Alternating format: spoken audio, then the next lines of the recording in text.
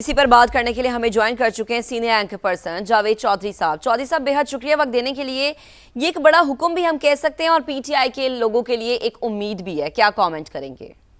देखिए, ये पिछले हफ्ते से ये मामला चला हुआ था। एक तो जब मोहसिन नकवी साहब ने 30 जुलाई को उन्होंने इंतजामी जब यूनिट्स की बात की थी और नए सूबों की बात की थी, तो उसके बाद ये बात चलनी शुरू हो गई कि पाकिस्तान तहरीक इंसाफ इसके लिए राजी है। बल्कि पाकिस्तान तहरीक इंसाफ की जो क़यादत है, जो इनके लोग हैं, उन्होंने हर जगह पे ये कहना शुरू किया था कि ये बहुत अच्छी तजवीज़ है और इसको आगे बढ़ाना चाहिए। तो उसके बाद फिर गवर्नमेंट की तरफ से इनको इनवाइट किया गया कि हम आपके साथ मुज़ाकरात करना चाहते हैं, और कल पहली मरतबा एक बैठक भी हुई अपोजिशन के लीडर्स के साथ गवर्नमेंट की। तो अब ऐसा लगता है कि 28वीं तरमीम जो है ना, उसके ऊपर पाकिस्तान तहरीक इंसाफ राजी हो गई है, और उसका ये पहला मरहला है कि आज जब सुप्रीम कोर्ट ऑफ पाकिस्तान में गवर्नमेंट से पूछा गया कि क्या इनको इमरान खान साहब को अस्पताल शिफ्ट किया जा सकता है, तो गवर्नमेंट ने कोई रेजिस्ट नहीं किया। अटॉर्नी जनरल और उनकी टीम ने उनकी तरफ से ये कह दिया गया कि ठीक है जी, आप इनको अस्पताल शिफ्ट कर लें, लेकिन ये इंश्योर करें कि ये पब्लिक प्रॉब्लम पैदा नहीं करेंगे, लोगों के आमदोरफ्त के अंदर रास्ते में कोई रुकावटें खड़ी नहीं करेंगे। और दूसरा ये है कि ये इनमें से कोई शख्स बाहर निकल के जो प्रोपेगेंडा है वो नहीं करेगा, ना ये ट्वीट्स करेंगे और ना ही ये मीडिया से गुफ्तगू करेंगे। तो इसके ऊपर एग्री कर गया पाकिस्तान तहरीक इंसाफ,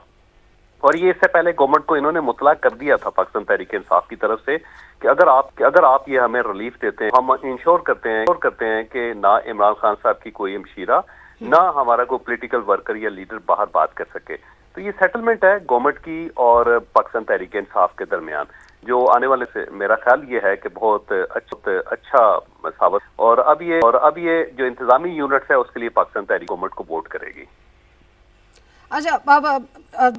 जावेद साहब, इस हवाले से भी कहिएगा, चूंकि अब पीटीआई की जानिब से तो कहा जा रहा है कि कोई जमा नहीं होगा, हॉस्पिटल अगर मुंतकिल किया जाता है कोई मजमा नहीं लगाया जाएगा।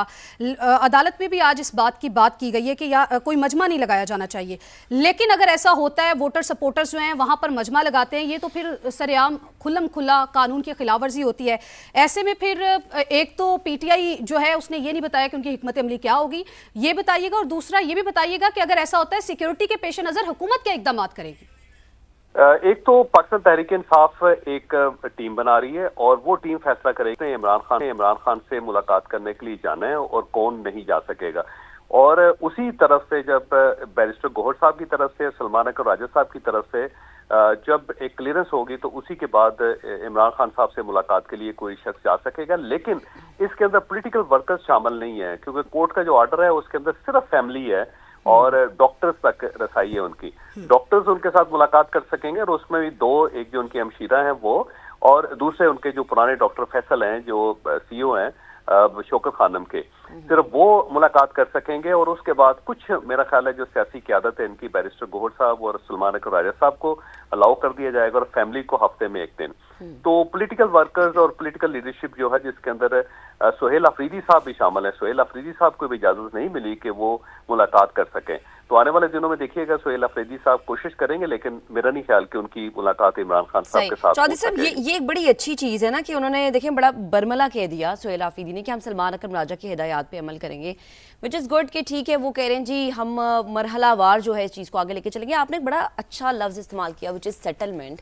तो जो सेटलमेंट की बात है, अगर हम डॉट्स को कनेक्ट करें, कल राना सनाउल्लाह की होने वाली मुलाकात, फिर आज की ये सेटलमेंट, तो ये सेटलमेंट का सिलसिला यहीं तक रुकेगा, या 28वीं तरमीम पे अगर वो मान गए तो आगे कुछ और पेश किया जाएगा कि आप उस पर भी राज़ी हों, फिर शायद थोड़ा सा और बेहतरी आए? तो ये सेटलमेंट यहीं रुकेगी या आगे कुछ हम देख सकते हैं कि और सेटलमेंट की उम्मीदें हैं? इसके एक तो पाकिस्तान तहरीक इंसाफ का रद्द-ए-अमल इसके ऊपर, अगर वो वहाँ जो शिफा इंटरनेशनल है उसके सामने कोई इज्तिमा नहीं करते और इमरान खान साहब के साथ मुलाकात करने के बाद उनका ट्विटर अकाउंट जो है वो एक्टिव नहीं होता, या बाहर टेलीविजन चैनल्स पे जाके कोई इमरान खान का बयानिया नहीं दिया जाता, या हीट जो है वो क्रिएट नहीं की जाती, तो फिर ये मामला आगे बढ़ता रहेगा। लेकिन अगर किसी जगह पे ये दो चीजें जिसकी कमिटमेंट पाकिस्तान तहरीक इंसाफ ने की है वहां से वायलेशन होती है, तो फिर गवर्नमेंट ने फैसला किया है कि वो दोबारा सुप्रीम कोर्ट ऑफ पाकिस्तान जाएगी और उनसे दरख्वास्त करेगी कि आम आदमी डिस्टर्ब हो रहा है, मरीज डिस्टर्ब हो रहे हैं और पाकिस्तान के अंदर अफरा तफरी फैल रही है, तो अब हम इमरान खान साहब को वापस जेल शिफ्ट करना चाहते हैं। तो फिर सुप्रीम कोर्ट ऑफ पाकिस्तान के ऑर्डर से इमरान खान साहब वापस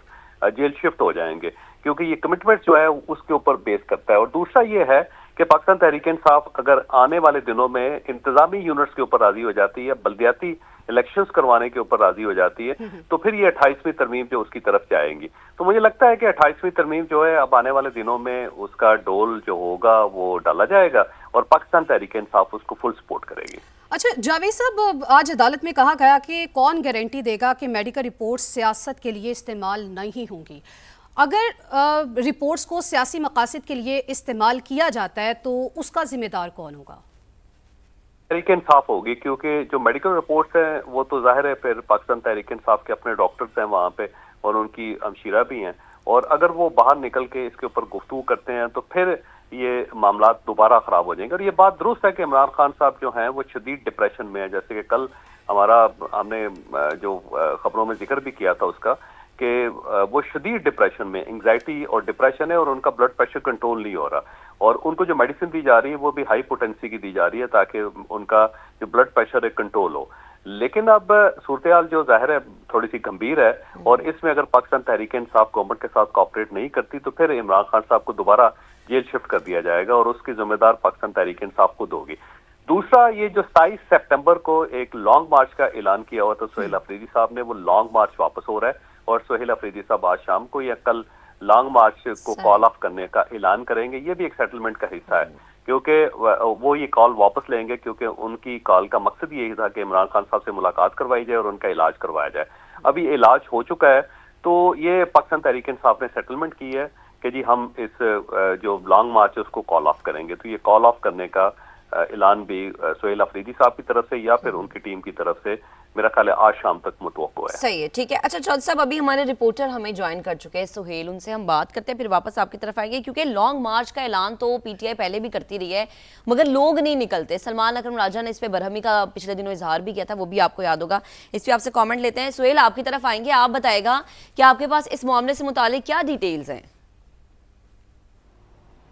देखिए, अब सुप्रीम कोर्ट ने अपना तहरीरी हुक्मनामा जो है वो भी लिखवा दिया है और उसकी कॉपी जो है कुछ देर बाद जो है सुप्रीटेंडेंट अडयाला के लिए भी अरसाल कर दी जाएगी और उसमें जो चीज़ें डिक्टेट कराई गई हैं कमरा अदालत में रिटन ऑर्डर में, उसमें यह वाजे किया गया है कि किसी भी तरह से सियासी तौर पर इस्तेमाल नहीं किया जाएगा इस सारे मामले को, लेकिन साथ 2 दिन का वक्त दिया गया है कि 2 दिन के अंदर अंदर बानी पीटीआई को शिफा इंटरनेशनल अस्पताल मुंतकिल किया जाए तमाम तर इंतजामात मुकम्मल होने के बाद, और वहाँ पर एक मेडिकल बोर्ड भी तश्कील दिया जाए जो उनका तिबी मुआयना करे और सारी चीज़ों का जायज़ा ले कि कौन कौन सा इलाज उनको जरूरी है उनका करना, और उसके बाद वो इलाज शुरू भी किया जाए। साथ ही अदालत ने यह भी वाजे किया कि आइंदा समात चूंकि अब गर्मी की छुट्टियों के बाद 16 सितंबर को होगी, तब तक बानी पीटीआई को अस्पताल में ही रखा जाएगा, वापस नहीं लेकर जाया जाएगा। जिस तरह हमने पहले देखा था कि उनको पिम्स लाया जाता था, तिबी मुआयने के बाद दोबारा जेल मुंतकिल किया जाता था, तो अभी उनको नेक्स्ट हियरिंग तक तो वापस जेल में मुंतकिल नहीं किया जाएगा। साथ ही ये भी पूछा गया था कि क्या गारंटी है कि इन मेडिकल रिपोर्ट्स को किसी भी तरह से सियासत के लिए इस्तेमाल नहीं किया जाएगा, और फिर अस्पताल के बाहर चूंकि वहाँ पर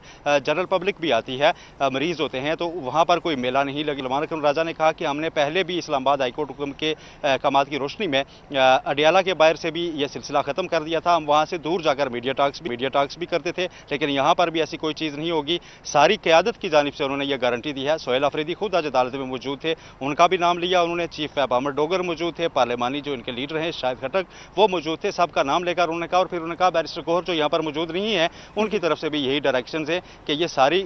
यकीन दहानी हम अदालत को दे सकते हैं। इससे पहले अदालत ने आज जो गुज़श्ता रोज़ सुप्रीटेंडेंट अडयाला की जानिब से जवाब जमा करवाया गया था, उसके साथ जो समरी मुंसलिक थी कब कब उनका तबी मुआयना हुआ और उसमें एक शार्ट नोट डॉक्टर्स ने क्या उसमें। ठीक है सुहेल, आप साथ मौजूद रहिएगा, इस हवाले से क्या पेशरफ्त होगी आपसे अपडेट लेते रहेंगे। जैकम खान साहब भी हमें ज्वाइन कर चुके हैं, उनसे भी बात करेंगे। लेकिन जावेद साहब, चूंकि अब सुहेल भी बता रहे हैं कि 16 सितंबर को दोबारा समात होगी और तब तक बानी पीटीआई को अस्पताल रखने का हुक्म जारी किया गया है,